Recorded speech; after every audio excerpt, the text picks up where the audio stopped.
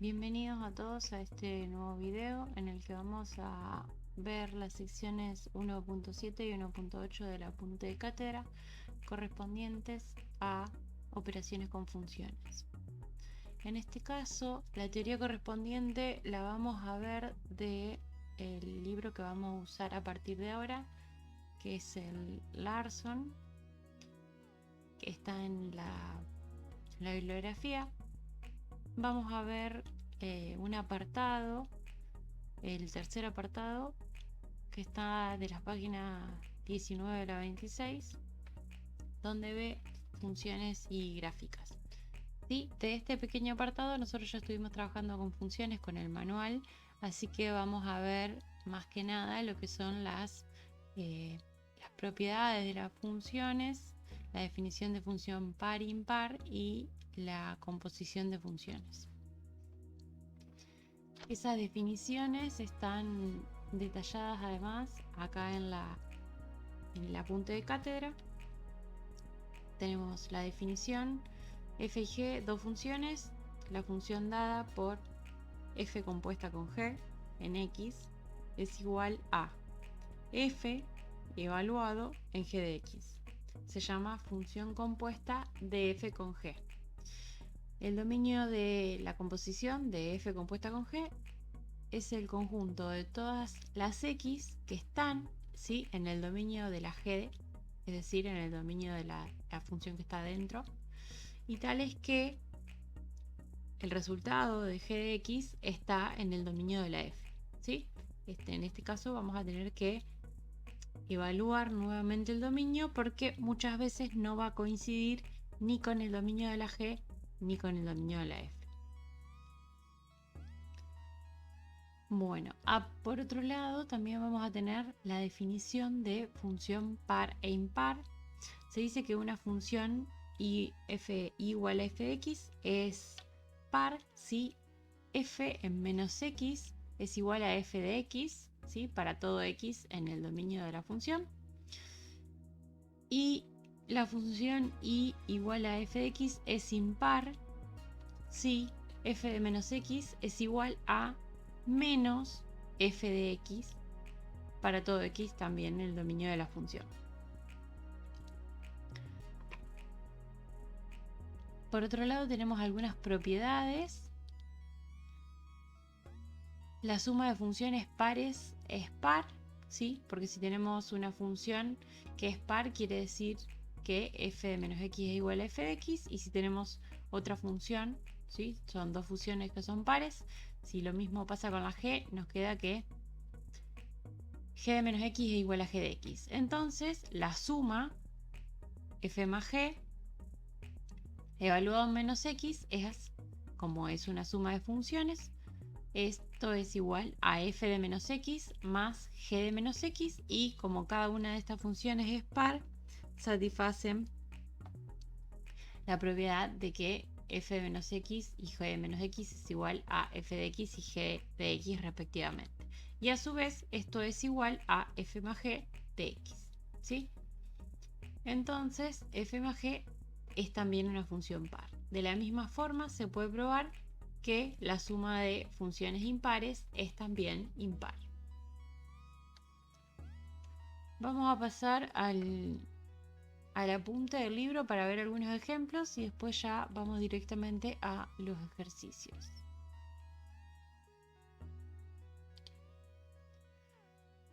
Entonces, en el apartado 3 tenemos algunas definiciones que ya estuvimos viendo. La definición de una función real de una variable, sí, esto es lo que ya estuvimos trabajando. Acá recuerda cómo calcular el dominio y la imagen. Nos vamos a concentrar directamente en lo que les explicaba recién. Tienen muchos ejemplos para repasar, sobre todo las funciones seno y coseno, ¿sí? Tienen también el apartado de funciones trigonométricas en el manual de matemática y un videito que les dejé en el aula sobre funciones trigonométricas por si no lo trabajaron. Entonces, arrancamos con transformación de funciones. En esta parte lo que se va a ver es algunas familias, ¿sí?, de funciones. Las primeras que se trabajan son traslaciones de funciones. Entonces, si tenemos una función, por ejemplo, igual a x al cuadrado, ¿sí?, si yo le sumo, por ejemplo, a la x al cuadrado le sumo 2, lo que va a hacer es a toda la función trasladarla 2 unidades hacia arriba. Si le resto 2, la voy a trasladar 2 unidades hacia abajo. Esto es si le sumo o le resto, se traslada hacia arriba o hacia abajo.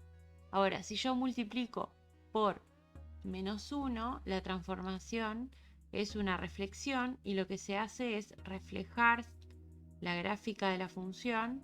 Ahora me queda reflejada por el eje X, ¿sí?, como acá en la opción, en la gráfica C. Por otro lado, si yo a lo que le sumo o le resto algún número es a la X, ¿sí?, acá es a la función. La función era X al cuadrado y yo a eso le sumé o le resté, entonces toda la función se sube y baja. Si yo lo que hago es ahora, en vez de tener y igual X al cuadrado, a donde está la X, lo escribo como X más algún valor o X menos algún valor, entonces eso lo que hace es trasladarme la función hacia la derecha o la izquierda. Si le sumo un valor, como acá, lo traslada hacia la izquierda, esa cantidad de unidades, y si le resto algún valor, me lo traslada hacia la derecha, esa cantidad de unidades. Por último, acá tenemos en el inciso D un ejercicio en el que se usan las 3 traslaciones y reflexiones anteriores, ¿sí?, las 3 transformaciones de las funciones. Tenemos primero la función y igual a x al cuadrado. Entonces primero se traslada hacia la izquierda 3 unidades. ¿Por qué? Porque donde estaba la x le sumé 3 y puse x más 3, ¿sí? Antes estaba la x al cuadrado, ahora me quedó x más 3 al cuadrado. Entonces se traslada 3 unidades hacia la izquierda. Por otro lado, multiplico a eso por menos 1. Entonces se refleja con respecto al eje x, además de trasladarse. Y para finalizar, le sumo un 1, entonces toda esa función se mueve una unidad hacia arriba.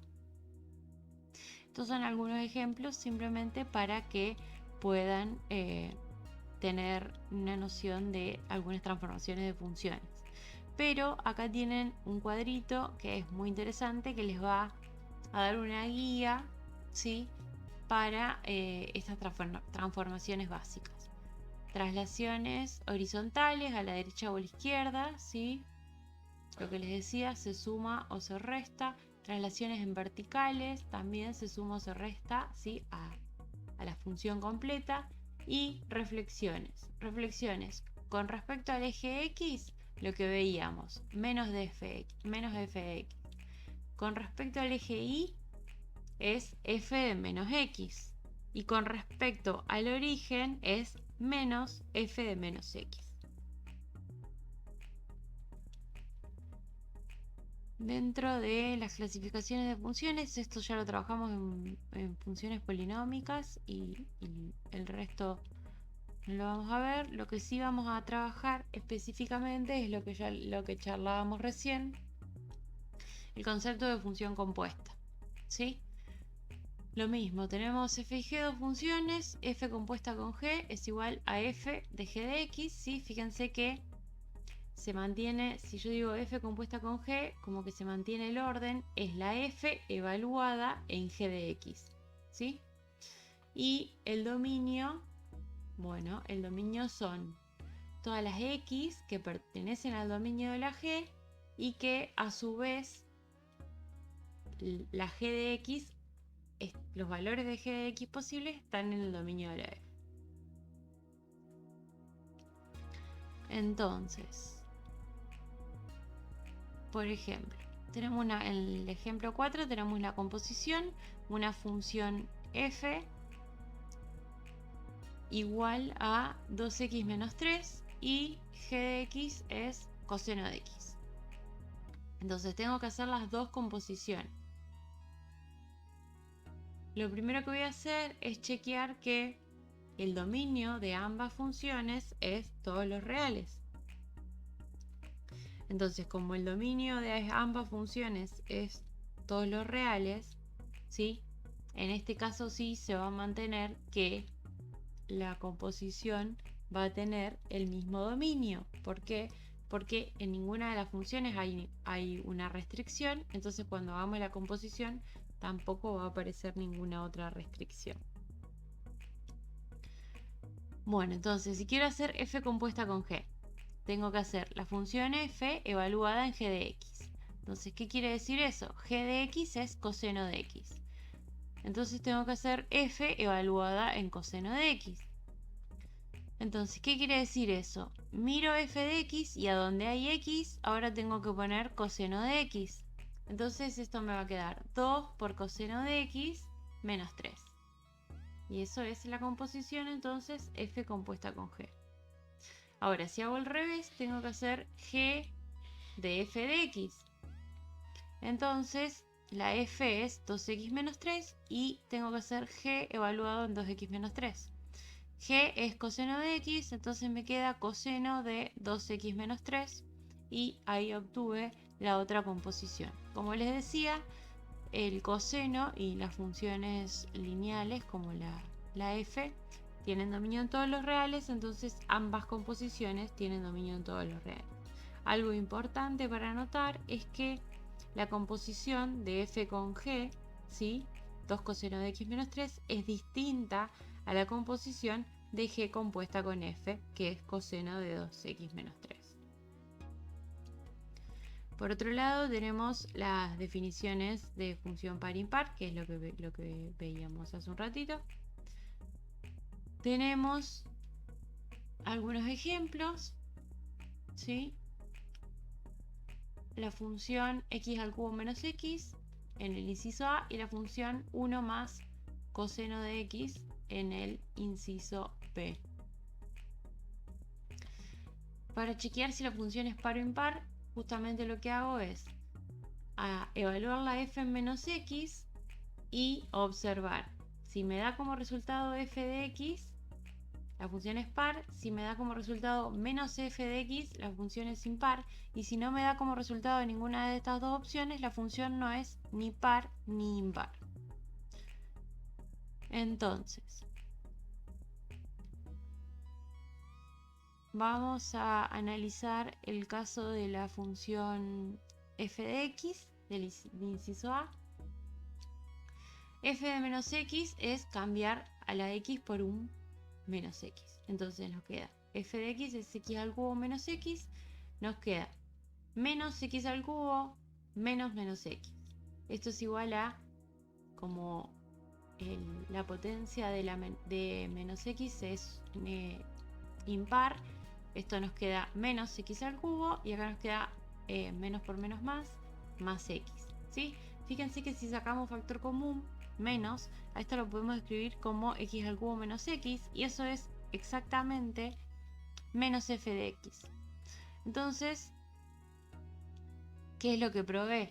Que la función, ¿sí?, es impar. ¿Por qué? Porque f de menos x es igual a menos f de x.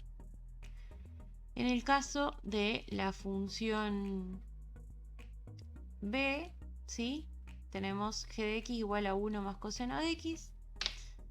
En este caso tenemos una función trigonométrica, el coseno. Recuerden siempre que estamos trabajando con funciones trigonométricas, los valores de x están en radianes, ¿sí?, porque las funciones están definidas en los reales, ¿sí?, no en grados como trabajábamos en la secundaria o antes con las razones trigonométricas. Entonces, vamos a chequear qué nos da g de menos x. G de menos x es 1 más coseno de menos x. Y ahí lo que tengo que hacer es pensar en si coseno de menos x tiene alguna relación con coseno de x o con menos coseno de x. En este caso, las funciones coseno y seno, ya sabemos si son funciones pares o impares. La función coseno es una función par, porque coseno de menos x es igual a coseno de x, y la función seno es una función impar, porque seno de menos x es igual a menos seno de x, ¿sí? Entonces, en este caso nos queda coseno de menos x, nos queda coseno de x, entonces nos queda que g de menos x es exactamente igual a g de x, y por lo tanto esta función es par. Después tienen algunos ejercicios para practicar, pero como tocamos muy pocos temas de esta sección, seleccioné algunos de estos ejercicios. Van a ver que, por ejemplo, acá están algunos de los ejercicios que vamos a hacer de composición. Se los marco para que puedan ver los resultados que están en el libro. Bueno, entonces pasamos a la guía de ejercicios de el apunte y vamos a resolver algunos ejercicios. La selección de ejercicios tiene solo 3 tipos de ejercicios, no es muy extensa. En la primera actividad tienen que simplemente hacer la gráfica de los sistemas en los ejes coordenados. En este caso tienen 3 funciones que tienen al coseno de x. Es más que nada para que analicen las traslaciones, ¿sí? Tienen que graficar entre menos pi y 2pi. Tienen la función coseno de x, la función 2 más coseno de x, ¿sí? Que ¿qué es lo que va a pasar? Se va a trasladar 2 lugares hacia arriba. Y la función coseno de x menos 1, ¿sí? Que en este caso se va a trasladar hacia abajo una unidad. A ese ejercicio se los dejo para que lo hagan ustedes. Simplemente les remarco que el dominio en el que tienen que hacer la gráfica, ¿sí? Es entre menos pi y 2pi. Entonces, lo que les recomiendo es que armen en cada caso, teniendo en cuenta cuál es la forma que tiene la función coseno, que lo pueden chequear tanto en el libro Larson que trabajamos recién, como en el manual de matemática en la sección de funciones trigonométricas. Entonces consideramos x y la función f en x, que puede ser coseno directamente de x o cualquiera de las funciones.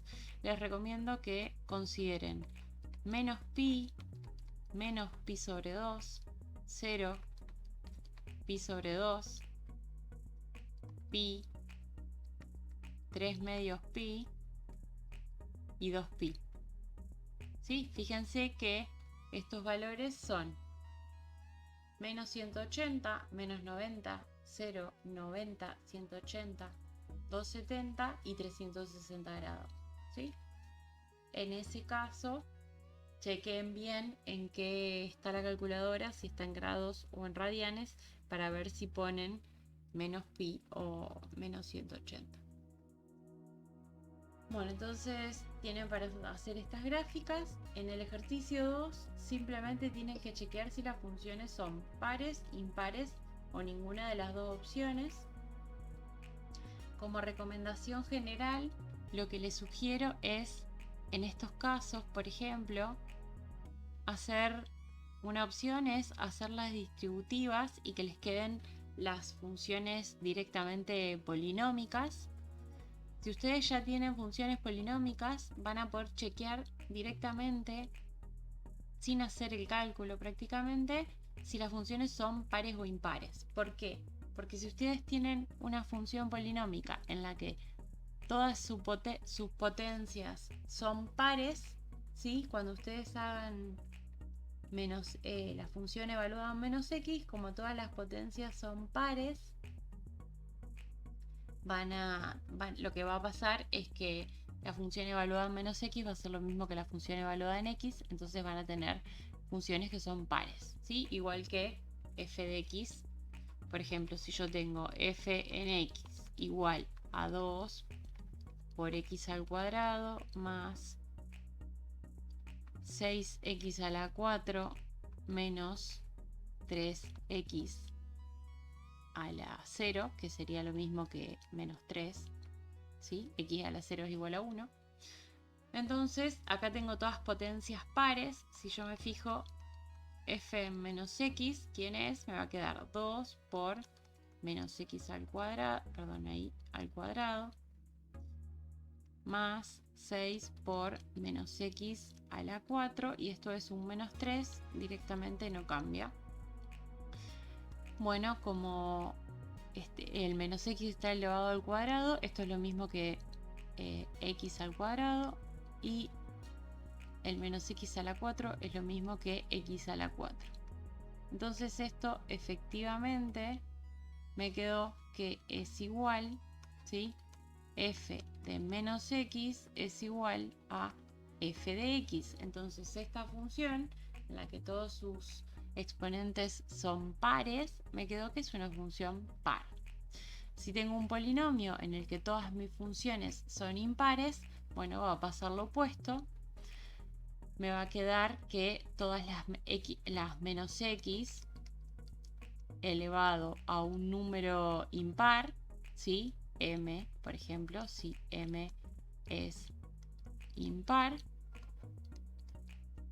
va a ser igual a menos x a la m, ¿sí? Entonces voy a poder sacar ese factor común menos en todos los términos, y a partir de ahí voy a obtener como resultado que f de menos x va a ser igual a menos f de x, y la función es impar, ¿sí? En este caso, por ejemplo, en el primero van a ver que tienen un caso como el ejemplo que hicimos acá. Tenemos como exponentes 2, 4, y esta que no tiene la x se puede pensar como una x a la 0, son todos exponentes pares. Después tenemos x al cuadrado más seno como una función y x más seno como otra función. Recuerden lo que les dije, la función coseno es una función par y la función seno es una función impar. Entonces, además van a tener que x al cuadrado es una función par y x es una función impar. Entonces acá pueden usar las propiedades. La suma de funciones pares es par y la suma de funciones impares es impar. Entonces de acá van a poder sacar conclusiones. Posiblemente una de estas funciones no sea ni par ni impar y la otra sí sea o una función par o una función impar. Lo van a tener que determinar ustedes.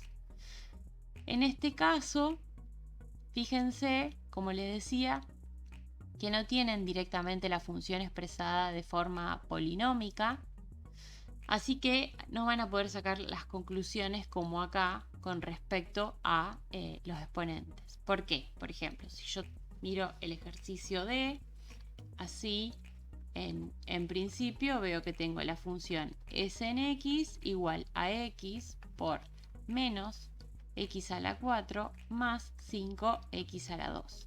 Acá veo exponentes pares y acá veo un exponente impar que es igual a 1. En principio no puedo sacar una conclusión. Lo que sí puedo hacer es la distributiva y obtener la función polinómica, ¿sí?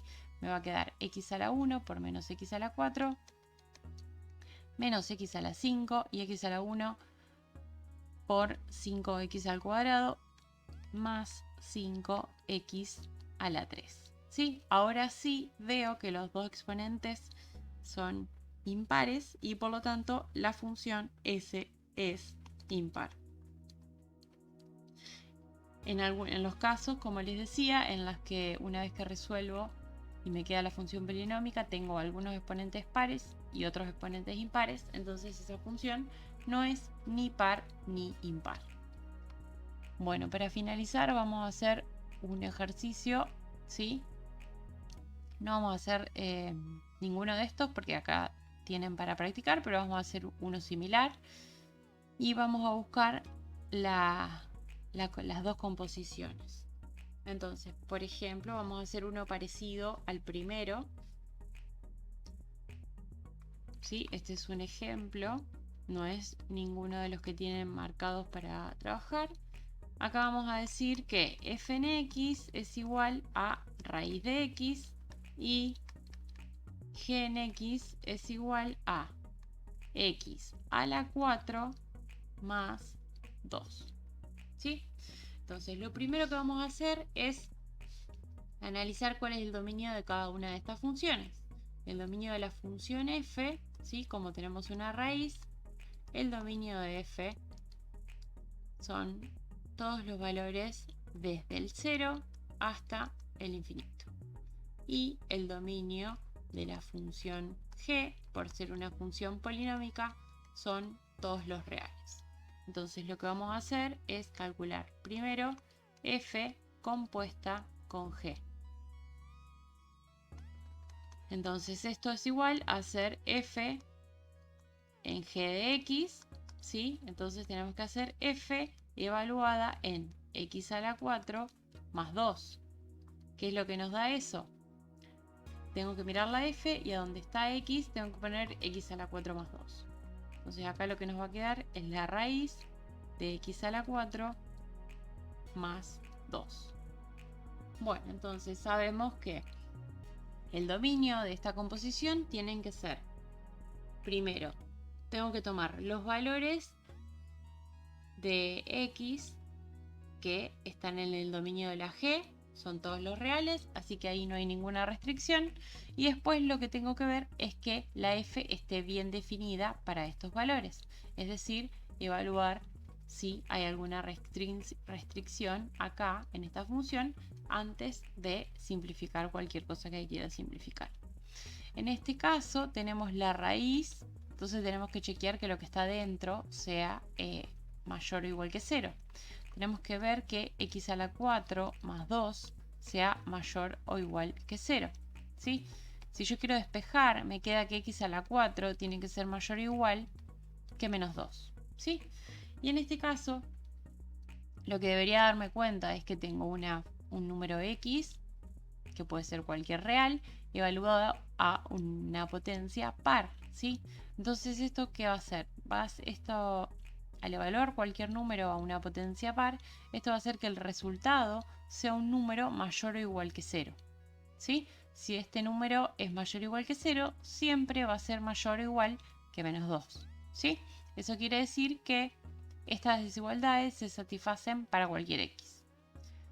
Si yo estaba mirando acá directamente y me daba cuenta que x a la 4 más 2 siempre va a ser un número mayor o igual que 2, ¿sí? Con eso directamente podría haber dicho que el dominio, ¿sí?, de la f compuesta con g en x es igual a todos los reales, ¿sí? Entonces acuérdense que no tengo que analizar solo el dominio del producto final, sino que también tengo que analizar el dominio de la función g de x. En este caso el dominio de la función g era todos los reales y acá no tenía ninguna restricción, entonces el dominio de esta composición son todos los reales. Veamos ahora la composición inversa. Tengo g compuesta con f. Ahora tengo que hacer g evaluado en f de x. F de x es la raíz de x. Y entonces esto me va a quedar la raíz de x evaluada a la 4 más 2. Entonces, ¿qué es lo que tengo que mirar? Para hallar el dominio, tengo que mirar primero x tiene que pertenecer al dominio, ¿sí?, de la f de x. X tiene que pertenecer al dominio de la f. El dominio de la f son los valores de x que son mayores o iguales que 0, ¿sí? Entonces, de entrada ya tengo una restricción, x sí o sí tiene que ser mayor o igual que 0. Además, tengo que analizar si no me aparece alguna otra restricción acá. En principio, a esto lo podría escribir como x a la 1 medio evaluado a la 4 más 2. Esto me quedaría por potencia de otra potencia, x a la 4 dividido 2, ¿sí?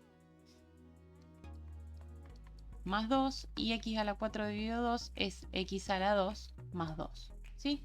Fíjense que si yo analizo esta primera expresión antes de simplificar, ya podía observar que la x tenía que ser mayor o igual que 0.